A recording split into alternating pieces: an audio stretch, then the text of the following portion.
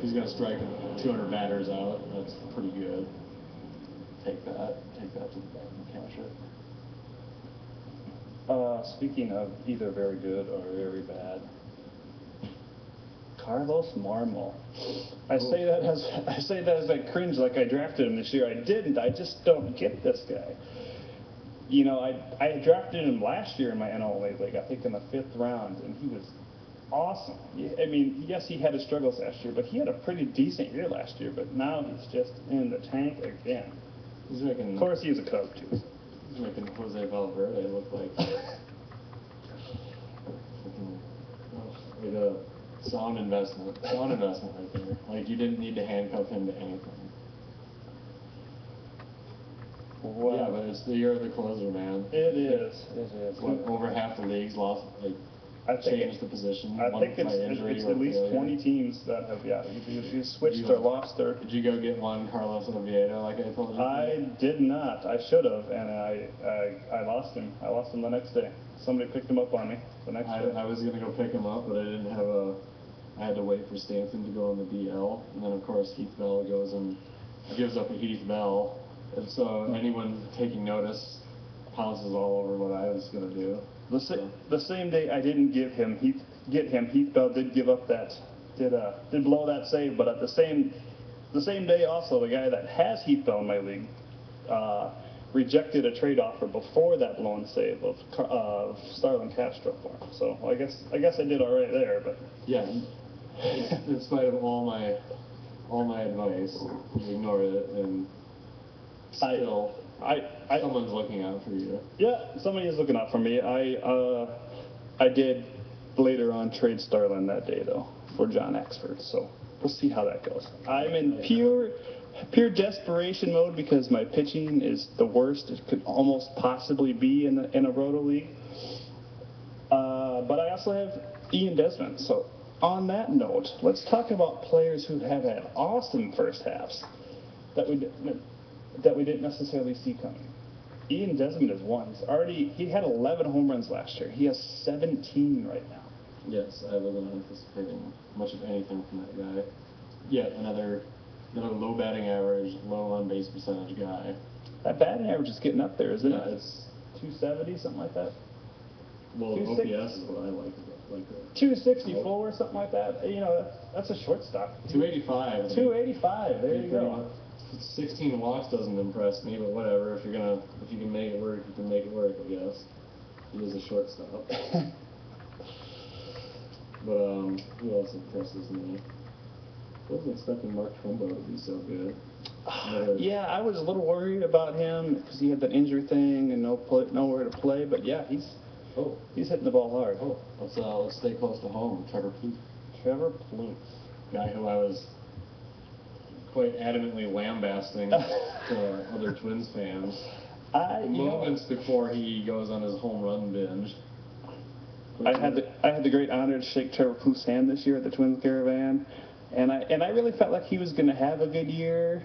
And then, after he batted 103 the first month of limited time, I was like, well, I guess I was wrong there. But yeah, I mean, does he have 20 home runs or something like that? 19? 19.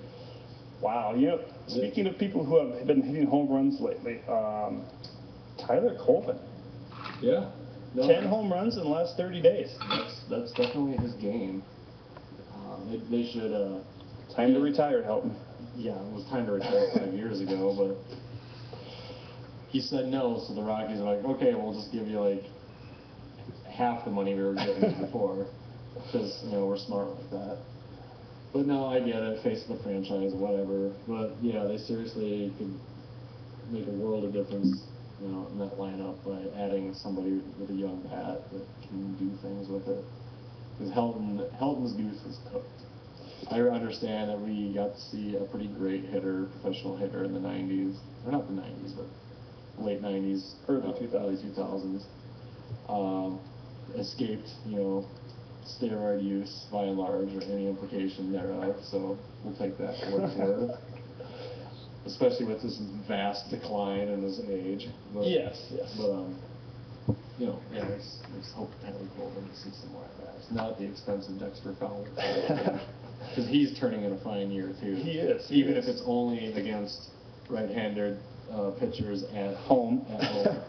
He's hitting the ball out of the ballpark. I didn't see that coming at all. Yeah, me either. He's on pace for almost 20 home runs, which is very good, considering he's never shown anything better than like 5 or 6. We started the podcast talking about Jonathan Sanchez. And his... Let's not end on that. Well, we're going to end on the better note. The reverse of that is Jonathan Sanchez was traded from San Francisco to Kansas City in exchange for Melky Cabrera, Yeah. who is hitting, are you ready for this? 353. 353. Yep. You don't need to check that, I know, Yeah. because I traded for him. What is that about? Well, You know, and he's only 27 years old. Doesn't it seem like he was? 27? Doesn't it seem like he was a Yankee in the 80s? yeah, it kind of does. It's crazy. He's only 27 years old. I traded Matt Holliday and Dexter Fowler, somebody else we were just talking about, for Melky and Drew Stubbs. It's a pretty even trade, I think, at this point. Although Stubbs, you know, whatever. He went on the DL. He's having struggles, but I think I'm gonna do okay at not trading him long run. Yeah, no, it's, you gotta feel pretty stupid if you're the Royals right now when you look back at that one. It's like, Oh, the Royals did get a double-A pitcher in that deal. yeah, granted the outfield's full. Like, they had guys they wanted to move. Like, who saw Melky, like, adding 100 points to his OPS? Yeah. Yes, he had a very good year last year, but... And it seemed like to me when they traded him that they were trading hot because I really liked. I was like, oh, Jonathan Sanchez, AL Central. I think that's a good fit. You know, I really liked him. And the main reason Kansas City moved him, I just read an article about this last week, is they thought Lorenzo Cain was the future. They wanted to give him center field, and they gave him the 60-day DL this year. Yeah, he's coming back, though. I think they just activated him. So we'll finally get to figure out if he's going to hit 353 with 8 home runs and 44 RBIs in 80 games. Yeah, I don't know. Let's stick with the Royals for a couple more minutes here. Is Jeff Francoeur going to be traded? What do you think? He's been a disappointment, so I don't think his stock is up there. But his contract is too big for how bad he's playing.